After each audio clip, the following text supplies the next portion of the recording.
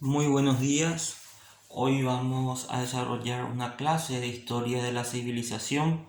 Vamos a hablar específicamente de la civilización romana que se inicia en tiempos de la Edad Antigua. Corresponde a una civilización que se dio en la Edad Antigua, pero que también tiene sus repercusiones en la Edad Media. La historia romana se puede dividir en tres grandes episodios. La monarquía romana, que abarca del año 753 a.C. al año 510 a.C. La república, que incluye los años del 510 a.C. al año 30 a.C., es decir, que de la monarquía se pasa a la república y luego de la república se salta al imperio, que es el tercer periodo de la civilización romana, que abarca los años 30 a.C. hasta el año 476 después de Cristo,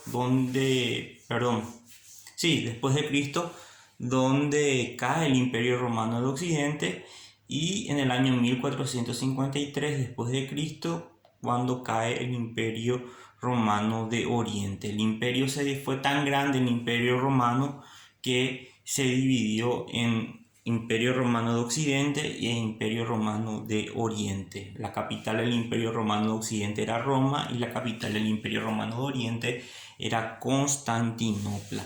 Entonces, el Imperio de Roma fue tan grande que se tuvo que dividir, pero de eso vamos a hablar más adelante cuando analicemos propiamente el imperio. Ahora vamos a centrarnos en la primera etapa de la historia romana, que es la monarquía, del 753 a.C. al año 510 a.C. ¿Cómo se inicia la civilización romana? Bueno, hay una leyenda. La leyenda implica que dos mellizos fueron abandonados a orillas del río Tíber y que fueron amamantados por una loba y gracias a eso pudieron sobrevivir. Los mellizos eran Rómulo y Remo. Con el tiempo estos dos mellizos entraron en conflicto. Rómulo asesina a Remo y funda la monarquía romana y se convierte así en el primer rey. Esa es la leyenda de la fundación de Roma. En cuanto a la situación geográfica, Roma se encuentra situado en la zona del Latium, alrededor de 7 colinas, una ciudad que se encuentra próxima al río Tíber. Entonces, en este lugar, los primeros habitantes, tenemos que hablar de la raza, habitaron los etruscos y también los latinos. Entonces, la civilización romana prácticamente es una mezcla de la raza latina y la raza etrusca.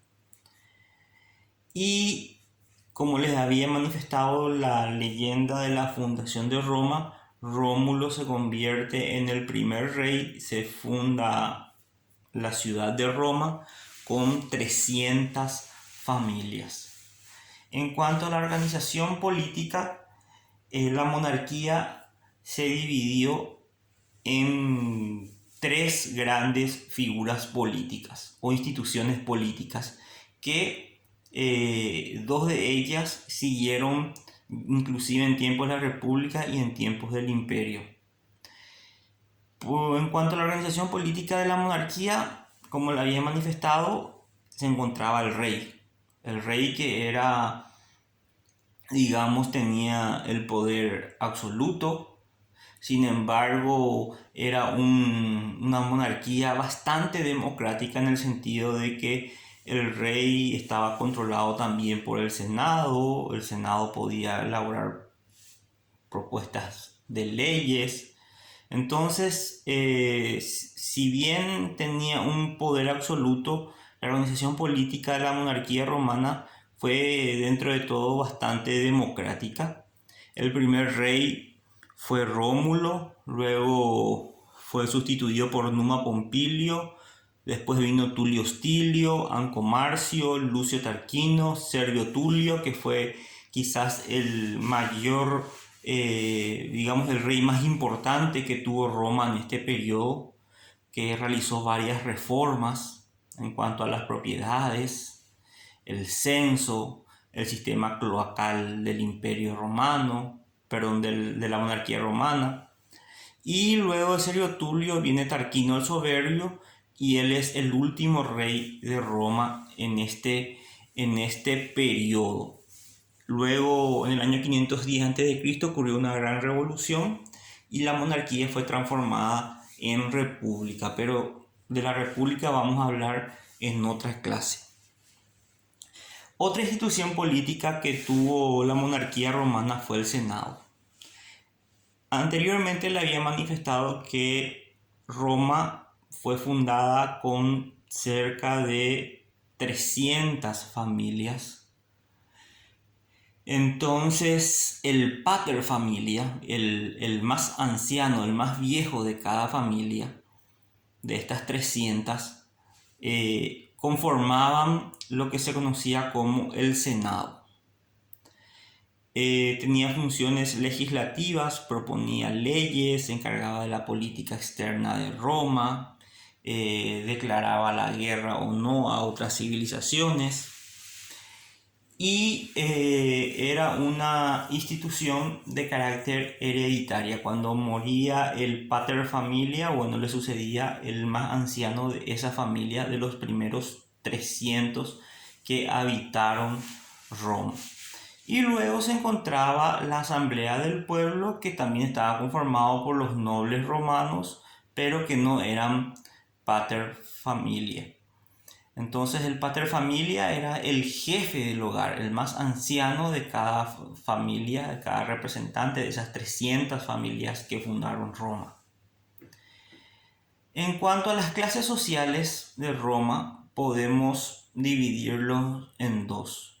Estaban los patricios, que eran aquellos descendientes justamente de los 300 familiares que fundaron Roma, y los plebeyos, que eran aquellos que vivían fuera de la ciudad de Roma, pero que no eran descendientes de estas 300 primeras familias que fundaron la civilización romana.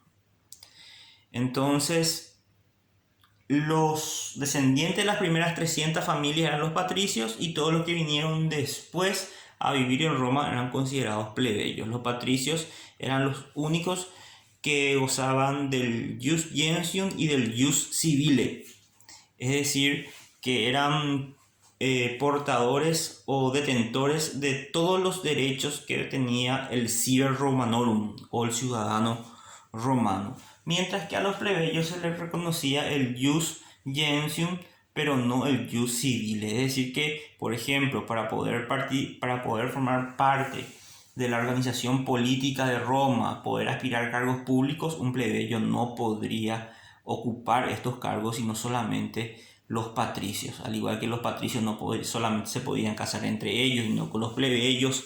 Bueno, eso después, con el tiempo, ya en la república, en el imperio, las leyes fueron modificándose, ¿verdad? Pero digamos que los patricios eran los descendientes de los primeros 300 habitantes de Roma, y los plebeyos eran todos los que vinieron después. Hay que agregarle una categoría también, que es la de los esclavos, ¿verdad? Que no eran patricios ni plebeyos, sino eran esclavos, eran una propiedad, un objeto de sus amos. Entonces se le podría agregar dentro de las clases sociales también a los esclavos.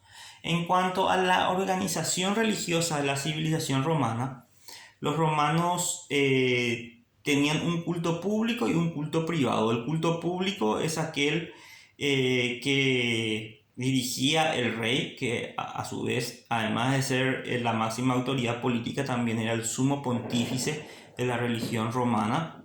era el encargado de realizar el culto público y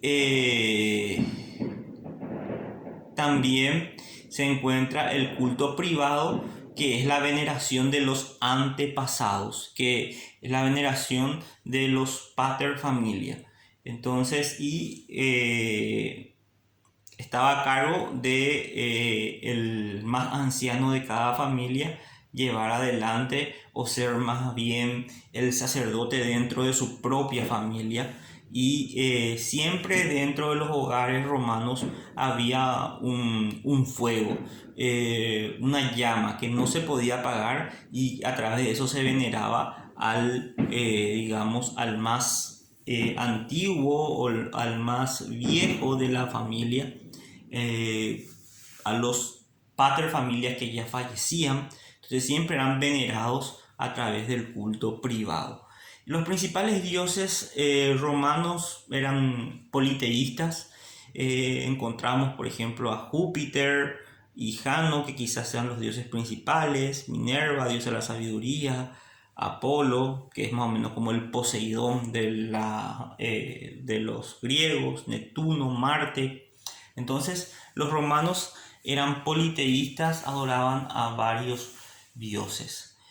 En la próxima clase analizaremos la civilización romana en cuanto ya a la república y las modificaciones que hubo en las instituciones políticas, porque en la monarquía se suprime la figura del rey y aparece la figura de los cónsules y también del dictador, mientras que el Senado y la Asamblea del Pueblo permanecían, digamos, con las mismas funciones. Espero que les haya gustado este video y nos vemos muy pronto. Esperen la guía de estudios.